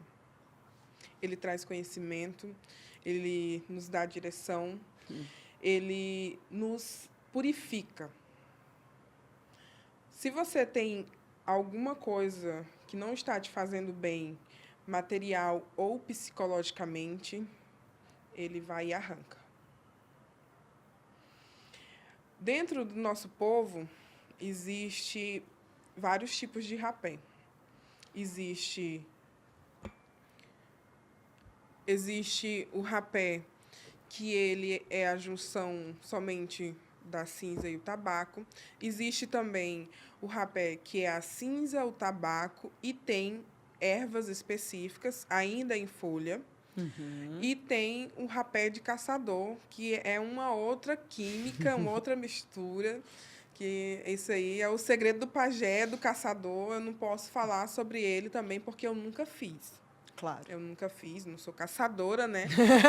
Não precisa, né? Eu não preciso desse aí. Mas eu sei que existe. E conheço pessoas que utilizam. E ele serve para aquela pessoa que não está conseguindo matar o seu animal para se alimentar, não está conseguindo pescar e tal. E aí vai lá, passa por essa purificação, que a gente chama da panema, a panema mais uma vez, né? A gente passa por esse momento de purificação, tira a panema, e aí o cabra vai para a floresta e volta com a fartura. Esse é o rapé do caçador. Então, dentro do meu povo, são esses 3 tipos de preparo. Porém, dentro dessas 3 especificações, tem também os, digamos assim, subgrupos, que aí vão entre os diferentes tipos de cinza e os diferentes tipos de erva, dependendo qual é o ponto que você quer mexer mais, digamos assim. Então, tem um rapé de murici, tem um rapé de tsunum, tem um rapé que é do caneleiro, tem um rapé que é o antibiótico, tem o rapé de mulateiro. Então, cada um trabalha com um propósito no teu corpo. Quando a gente recebe o sopro, a força dele, não é fácil descrever, primeiramente. Fique até o final que eu vou receber o sopro direto da Amazônia, entendeu? De Amapá, e vai me soprar. Então, fiquem aí que vocês vão ver um pouquinho. Então, é uma sensação... É como se você vai lá no teu computador e dá assim, ó, atualizar e dá aquela piscadinha assim. Reset. É um E aí faz isso no nosso corpo. Só que o nosso corpo não é máquina, né? Então, o nosso corpo ele começa a sentir mais o espírito. É como se você fosse buscar o teu espírito que estava focado, distraído em algum lugar, e ele volta para o teu corpo. E aí, quando ele está voltando para o teu corpo, você vai sentir ali, ó, você vai tremer. Você pode chorar, muitas das vezes pode suar. E aí vem a limpeza. Quando você já alinhou ali tudo, chegou, e aí tem a cura que vem através também do espírito do rapé. E aí o espírito do rapé, ele começa a analisar o que está acontecendo no teu corpo e expelir o que não é para ficar.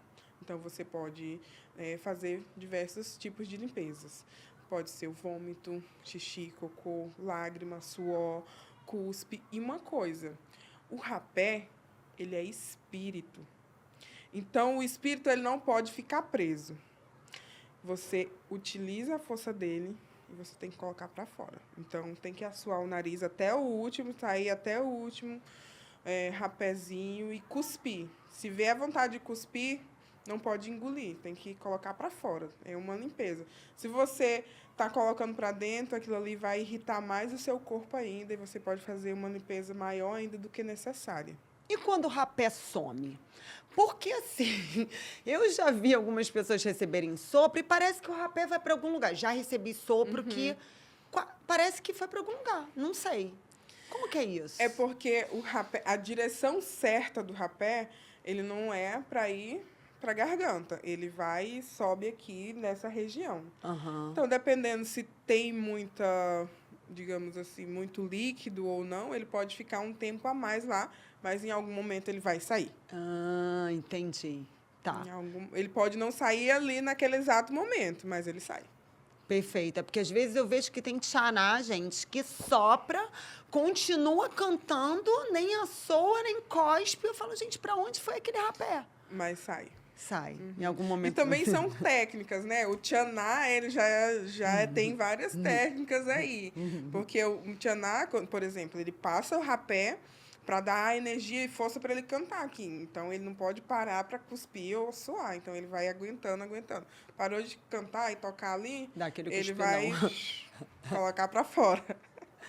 Qual é, assim, o maior risco em relação à consagração do rapé para você? Qual o cuidado que a gente tem que ter? O maior risco é o vício. Porque o rapé, ele tem o tabaco, e o tabaco, ele vicia. Diz-se, dentro da minha cultura, que o rapé, ele tem Nissum. E, digamos assim, colocando em termos para vocês entenderem melhor, ele é epilético. Ele tem epilepsia por natureza, o tabaco. Então, se você utiliza ele com grande quantidade, você vai só enchendo o seu potinho, enchendo o seu potinho. Chega um momento que você não consegue mais recarregar a tua energia e deixar carregado por um grande tempo. É igual o celular viciado na tomada. Aí você tem que passar toda hora, toda hora, toda hora. Passa no restaurante, passa no cinema, passa em todos os lugares, que é uma coisa que também é muito perigosa.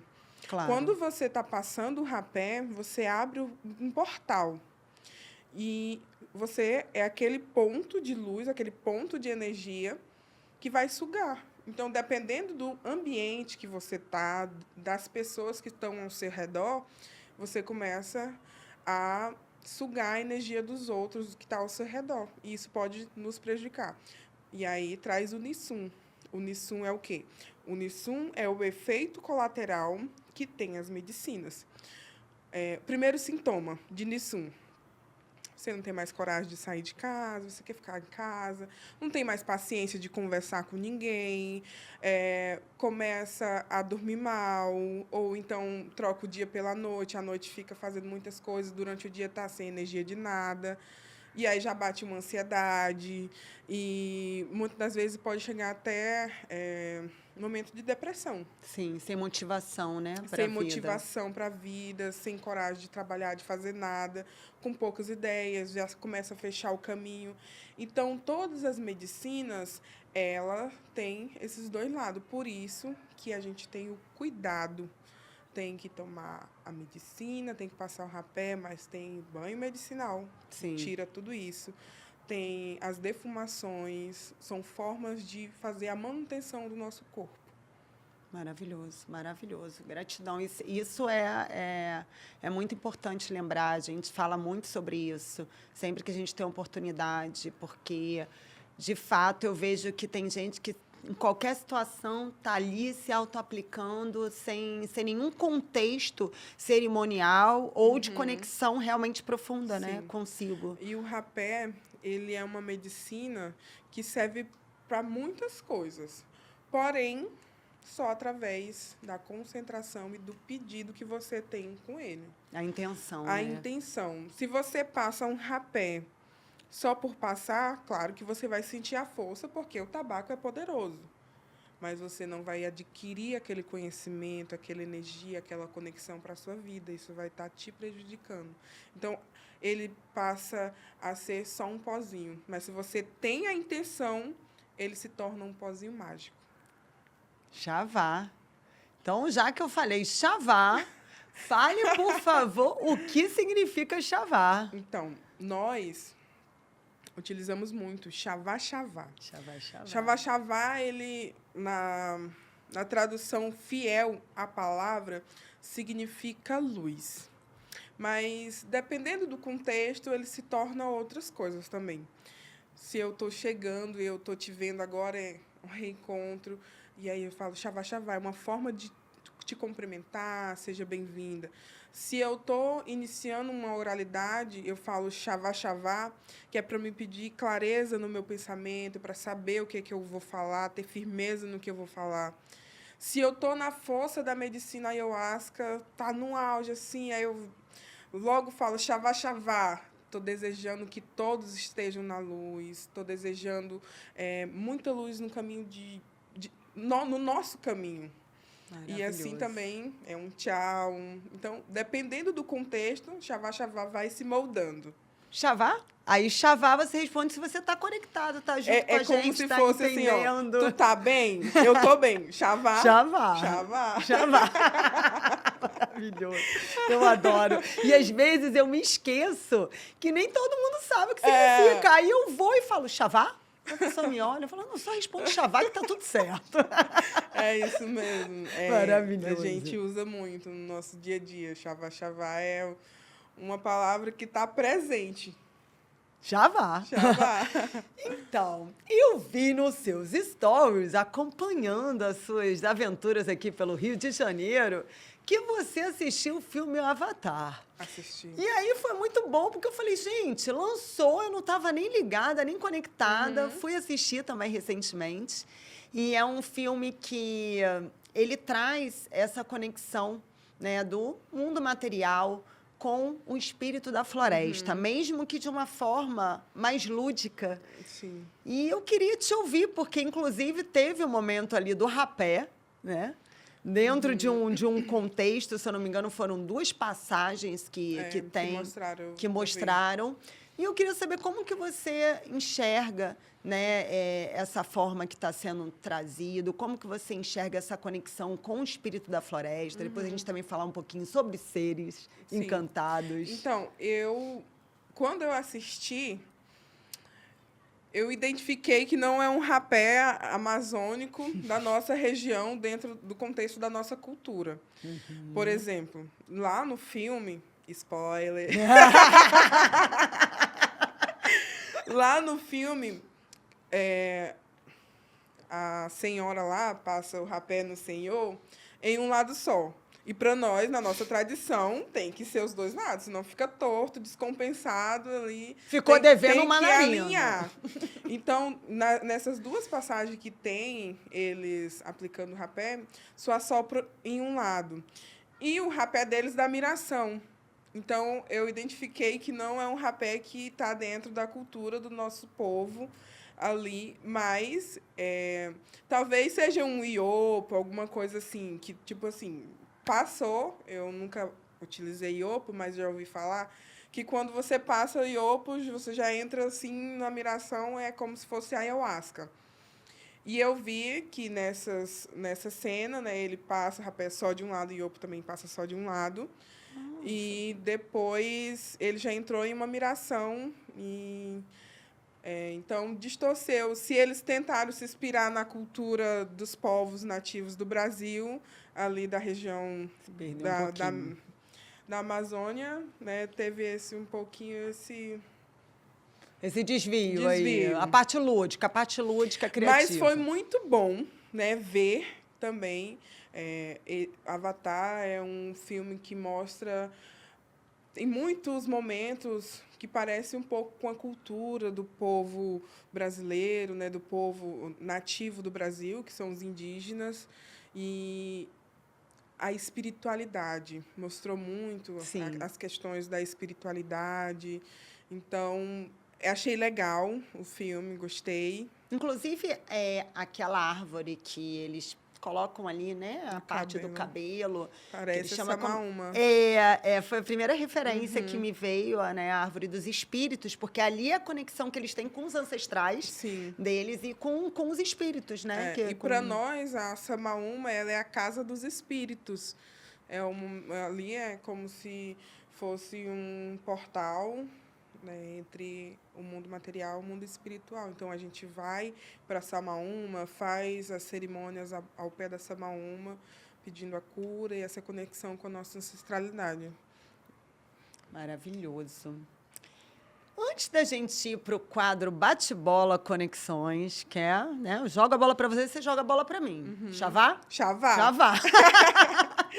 Eu vou te fazer uma pergunta sobre os maiores desafios que você sente que o povo Xanenauá encontra hoje. Hoje, para você, qual é o maior desafio na atualidade que você entende que vocês estão vivendo? Eu acho que o nosso maior desafio é em questão de alimentação. Por quê? A nossa alimentação tradicional, ela fortalece nossa matéria e nosso espírito. A comida que não é tradicional no nosso corpo, ela só é gostosa. Não alimenta nosso espírito. Então, hoje, os estudantes da cultura do nosso povo, da espiritualidade, a gente faz as restrições, tenta, ao máximo, não comer esses enlatados, embutidos, industrializados, busca mais o natural. E para essa juventude, eu sou jovem, né, mas eu falo assim, crianças, ficam muito atraídos pela alimentação não indígena, porque é colorida, é bonitinha, é cheirosinha, e isso traz uma fraqueza espiritual para o nosso povo. Chavá. De fato, eu sinto, inclusive quando a gente leva grupos, a maior parte das vezes os participantes das imersões, eles querem agradar as crianças. E aí eu falo, gente, não leva doce. Porque a minha maior preocupação não é nem só com esse ponto, é o ponto do pós. Como que é o açúcar, o lixo e o dente. O dente. Né? Porque eu vejo que hoje eu já vejo crianças indígenas com questões nos dentes que não tinham. Exatamente. Né, lá antigamente, a gente cuidava dos nossos dentes, tinha uma planta que colocava no dente e meio que ficava uma película protetora. Hoje em dia, não tem esse cuidado mais, é só realmente indo no dentista. É uma pena. Isso é um desafio acredito que para todos. Né, para a gente também, porque realmente cada vez mais o alimento ele está, não só o alimento que é industrializado, mas o alimento também que está contaminado. Exatamente. Né, os próprios peixes. Dentro da nossa comunidade, a gente fala muito sobre isso, sobre alimentação. A gente fala nas reuniões, fala nas cerimônias, para incentivar mesmo as pessoas a cuidar um pouco mais da alimentação. E sem contar que as mudanças climáticas nos empurram para a cidade. Sim. Porque as mudanças climáticas não traz mais a certeza de quando vai dar o milho, de quando vai dar a macaxeira, o feijão, o arroz. Tá tudo assim... trocado, né? Eu sempre assim, é uma oportunidade muito, muito abençoada de estar na Morada Nova, ouvir o cacique, o Carlos Brandão falando, e ele sempre traz, de fato, essa palavra sobre alimentação e essa conscientização, né, tão importante para os jovens, para essas novas gerações. E isso a gente aprendeu também com meu avô, o Vacainô, Xananauá. Ele falava assim, ele não comia carne de boi. ele não comia carne de boi e não tomava banho com sabão nem sabonete, porque era derivado também, né? Olha. Toda vez que ele teimava e comia, ele ficava doente, ficava com febre. E ele falava que esses animais que pegam muito sol, eles fazem mal para o nosso espírito, para o nosso corpo. Então, ele não comia e falava para a gente não comer. Que sabedoria. E a gente está aí comendo, né? Ai, meu Deus do céu. Eu não tive esse avô, hein? Você tem esse conhecimento, hein? Isso aí. Pai. Então, uma responsabilidade. Então, agora a gente vai começar o nosso bate-bola Conexões. Vamos.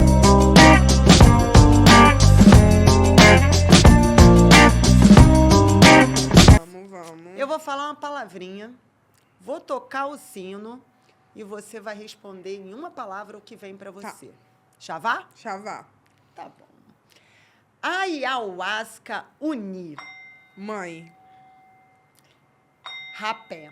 Pai. Floresta. Cura. Ancestralidade. Sabedoria. Força. Conexão. Mulher Xanenaua. Poderosa. Cura. Espiritual. Natureza. Tranquilidade. Vida. Morte. Música. Alegria.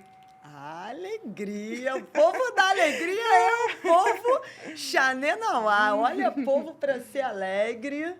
Muito bom. Nossa, você só me surpreende, hein? Caixinha preta. Então, olha, nesse momento, antes da gente ir para um momento sagrado também, de compartilhar sobre a medicina do rapé, não só consagrar essa medicina, mas compartilhar, né? Você é uma mensageira da floresta, uma grande guardiã, e eu, sim, agradeço profundamente, né, a sua disponibilidade de estar aqui.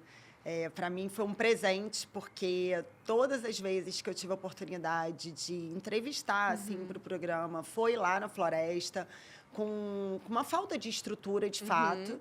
E eu comentei lá em casa, falei, poxa, Auapai tá aí. Gente, isso é benção, eu preciso falar com ela, porque a gente tem que aproveitar, né, essa possibilidade de estarmos juntas, porque eu sinto que quando vocês pisam aqui, vocês trazem a floresta com vocês. Essa é a intenção. É isso. Então, assim, é uma responsabilidade e, ao mesmo tempo, eu me sinto também responsável de abrir esse espaço, né? Qual é o espaço que eu tenho? De que forma que eu posso contribuir? Hoje, a forma que eu tenho para contribuir é não só falar aquilo que, né, que eu aprendo, mas também de abrir esse espaço, sabe, para você e para o povo vir aqui se apresentar. Então, agradeço, assim, profundamente por você estar aqui, né, trazer a sua pequena, que eu tive a oportunidade, que eu não conhecia, né, tive a oportunidade de conhecer. E queria, assim, te convidar para fazer, né, na verdade, uma chamada, trazer uma mensagem de conexão com a espiritualidade. Qual é a mensagem que você deixa para quem estiver nos assistindo, para quem estiver nos ouvindo, sabe? Trazer do seu coração. Eu gostaria de deixar registrado aqui que a cura está na floresta. Mas não é uma coisa distante, sabe por quê? Porque nós fazemos parte de uma mesma terra. Não existe separação. Nós fazemos parte da terra. Então, se a gente cuida da floresta, a gente está cuidando de si. O nosso corpo, ele pede cuidado. Imagina a floresta que hoje está sendo devastada, está sendo, muitas das vezes, também tida como só fonte de tirar alguma coisa. A gente não precisa só tirar. A gente não tem que só tirar. A gente também tem que plantar. A gente tem que compartilhar. Eu creio que aqui, no meio da sociedade não indígena, eu também estou plantando. Eu planto sementes dentro de cada pessoa que está ao meu redor. Eu gosto de falar sobre a espiritualidade, a cultura, o acolhimento e a diferença que é estar nesse mundo e no mundo que é na floresta. A gente falando assim parece coisas muito distantes, mas a floresta está dentro de cada um de nós. Então, vamos regar e cuidar da floresta que está dentro de nós. Que lindo. Xavá, xavá. Xavá, xavá. E agora, pegar esse violão, né? Vamos. E colocar essa Tchaná maravilhosa para cantar pra gente, trazer essa alegria. Eu não sou Tchaná. Ai, eu meu tô aprendendo. Deus. Ai, meu Deus. Sandra, você pode contribuir com a gente com o tambor? Agora temos suporte aí. Sou só uma pequena estudante. Ai, meu Deus, a floresta aterrissou aqui no Rio de Janeiro. É muita bênção. Xavá, xavá. Xavá, xavá. Xavá, xavá, xavá, xavá, xavá, xavá, xavá, xavá. Ainê, ainê, ainê, ainê, ainê, ainê, ainê, ainê, ainê, ainê. Sirim, sirim, sirim, sirim, sirim, sirim, sirim, sinum, sinum, sinum, sinum. Tchã, tchã, tchã.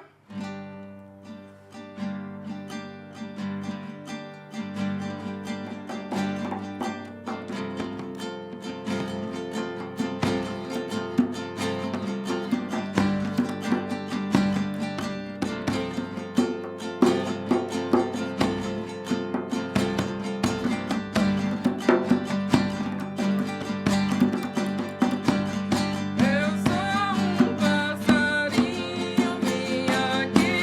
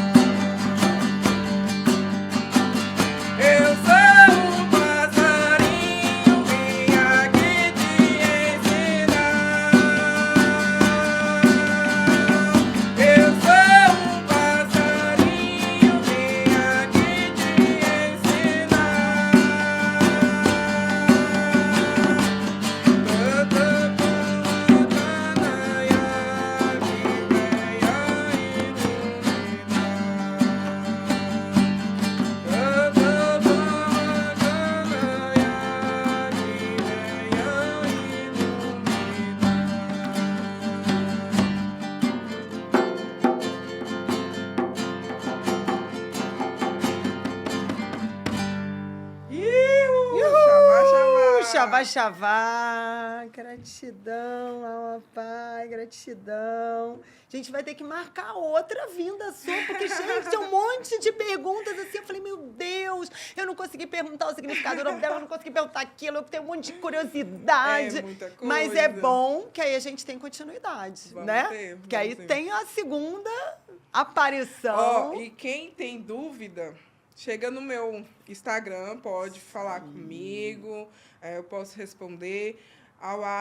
auapai.xanã, posso responder todas as suas dúvidas. Fala também com a Rosane, tenho certeza. Aua é AWA. No seu Instagram tá assim, né? PAY. Aí você encontra Aua Pai. E eu vou estar lá. E quem quiser me ouvir também no Spotify, tô eu lá no Spotify. Temos algumas músicas, eu e a Pacuruni, que é minha irmã. Pesquisa lá, o Apai também, Ipacuruni, que vocês vão me ouvir algumas musiquinhas. Como eu falei, não sou Tianá, mas a gente cura através da música também. Modesta ela, né, gente? Super humilde. Eu tô deixando aqui para vocês, fiquem tranquilos, todas essas informações da Aua. Ai, gente, que dificuldade de falar. Eu vou ter que aprender. Aua Pai. Isso. Ai, tá certo.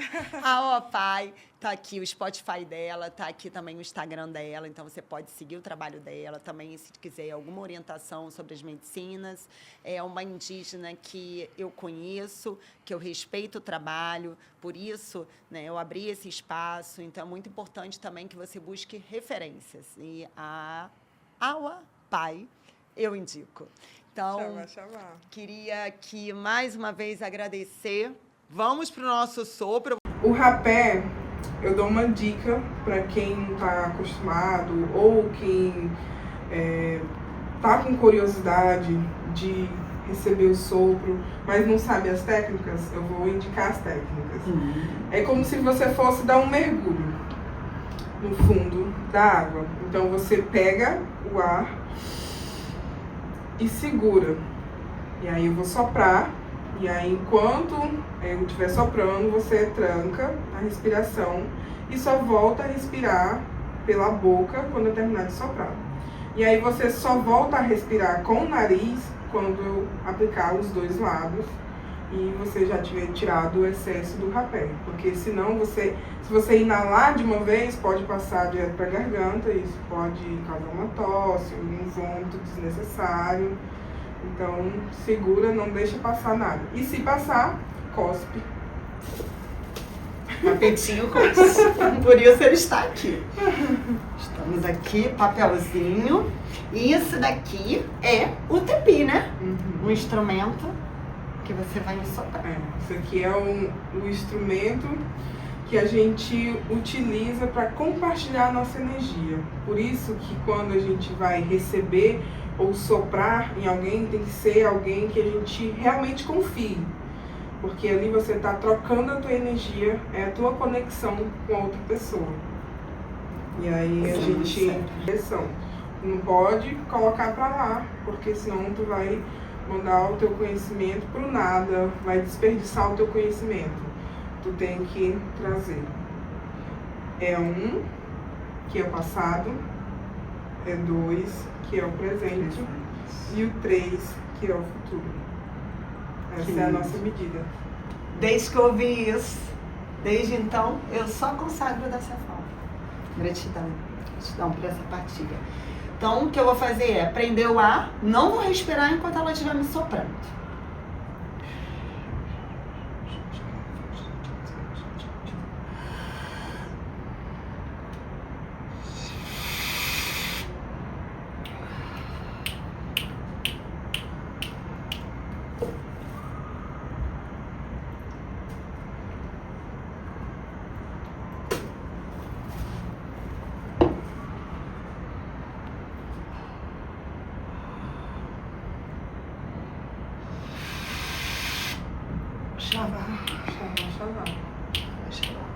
E dizer para você que se de alguma forma esse conteúdo ele te tocou, ele te inspirou, ele te trouxe algum conhecimento novo. Imagina o que ele pode fazer na vida de outra pessoa.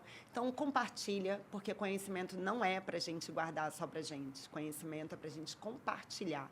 Então, fica esse convite aqui para você, para curtir, para compartilhar, para aproveitar. E se você ainda não se inscreveu no canal, se inscreva, porque são muitas referências que eu venho trazendo de profissionais e de referências realmente desse caminho de autoconhecimento para que possa apoiar a sua jornada de autoconhecimento, sua jornada de saúde, de bem-estar e conexão com a sua espiritualidade. Amém, shalom, axé e namastê e xavá, né?